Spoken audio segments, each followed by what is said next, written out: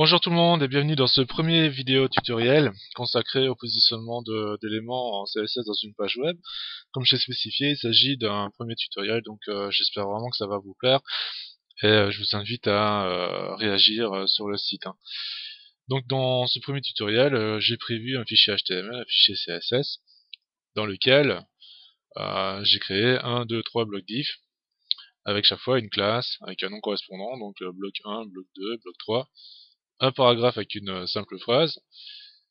Et dans chaque bloc, j'ai spécifié pour un plus de clarté dans cette vidéo une couleur de fond légère avec à chaque fois une taille. Donc nous avons 3 blocs carrés de grand, petit, moyen et petit. Alors pour le P, j'ai mis les margines à 0 de manière à avoir un texte qui s'aligne bien avec le texte qui se trouve dans chaque bloc. Ça donne ceci. Donc 3 blocs de tailles différentes l'un au-dessus de l'autre. Comme vous savez, les diffs effectuent un retour à la ligne, tout comme le P. Voilà, donc pour commencer, on va prendre le bloc 1 et on va ajouter la fonction qui permet d'ajouter les positions. Ça s'appelle simplement position, dans lequel nous retrouvons 4 fonctions, la fonction absolute, fixed, relative et statique. On va commencer par la fixed. La fixed, qu'est-ce qu'elle fait? Elle fige un élément dans la page, donc ici elle fiche le bloc 1 dans la page, aux coordonnées données. Donc ici par exemple si on donne comme coordonnées, on peut donner le top, le left, le right, le bottom, donc pour le haut, le bas, le gauche, le droite. Ici on va donner comme information de hauteur, on va donner 25 pixels de haut sur gauche, on va mettre 100 pixels, comme ça c'est plus clair. On actualise la page et qu'est-ce qu'on voit? On voit que le bloc c'est bien figé aux coordonnées données. Mais on ne voit rien d'autre pour le moment, étant donné qu'il n'y a pas assez de contenu de la page. Il faudrait rajouter du contenu de manière à ce qu'ici on ait la scroll bar qui permet de naviguer en haut et en bas.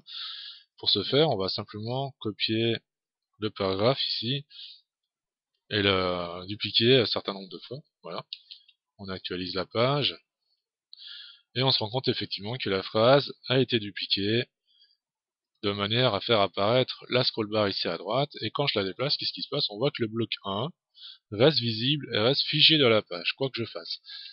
Et ben en fait, ce genre d'outil, on peut l'utiliser pour créer par exemple un menu dans un bloc, à gauche ou à droite d'un article, dans lequel on pourrait mettre des liens vers des réseaux sociaux, ou alors du texte, des images, etc. Voilà.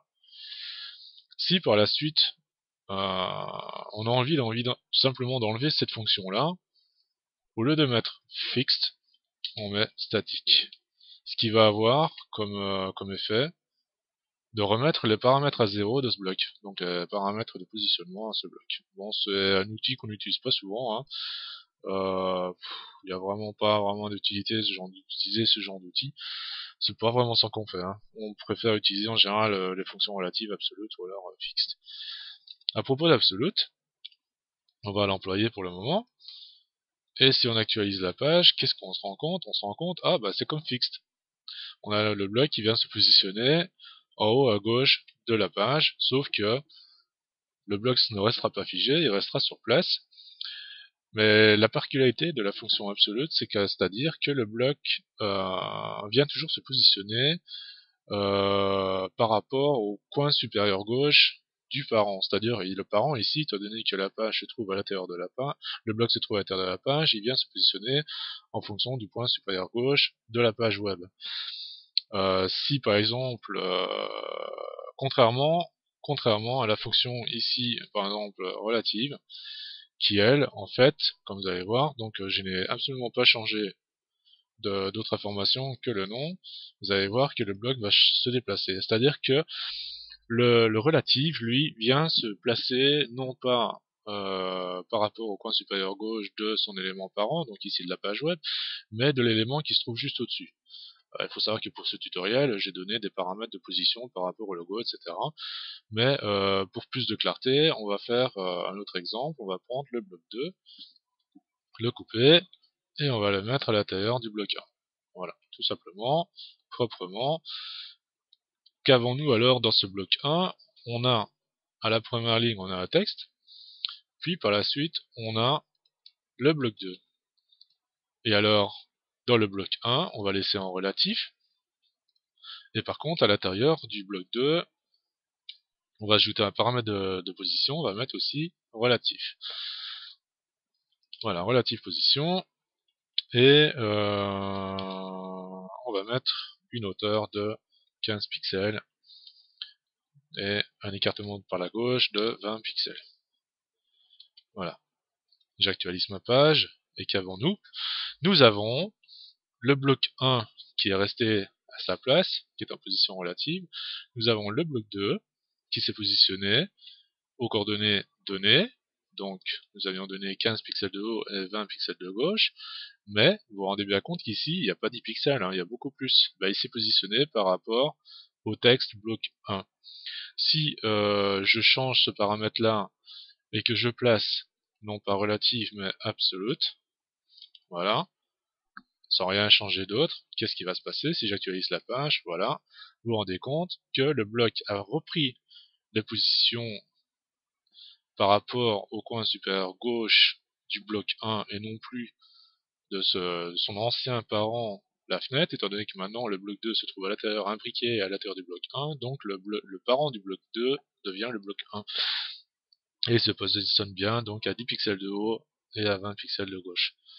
Voilà, c'est un paramètre à prendre en compte, c'est vraiment un paramètre important pour prendre justement des mises en page assez importantes, donc mise en page avec du texte, des images, etc. Donc ne jamais oublier que si on met un bloc en position relative ou absolute à l'intérieur d'un autre bloc pour positionner une image par exemple, il faudra bien se rendre compte que se tenir compte du parent, de la notion parent-enfant. Voilà. Donc ça, c'était pour la position absolue. Et la position relative.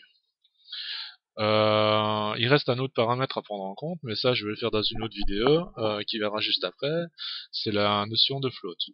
Donc après cela, normalement, on devrait avoir toutes les armes permettant de positionner des éléments dans une page web.